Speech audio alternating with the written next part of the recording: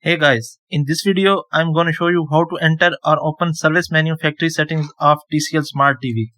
Service menu offers many settings that are not present in normal menu. It's recommended to take pictures of settings before changing any value in the service mode. Otherwise your TV will not work properly. So watch the video complete, don't skip any part, subscribe our channel and like the video. So this is how we can open the service menu. First of all, press the settings button. Now go in picture. Scroll down to contrast.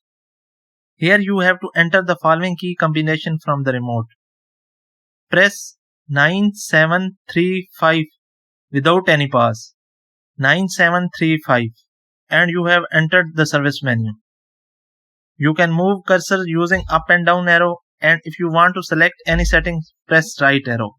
And to go back to main, simply press back button. Here you can do many settings like panel, backlight, factory reset, picture upside down, panel mapping and many more if you are facing any problem in your TV. That's the video for today. Leave a like, this helps. Thanks for watching. Goodbye.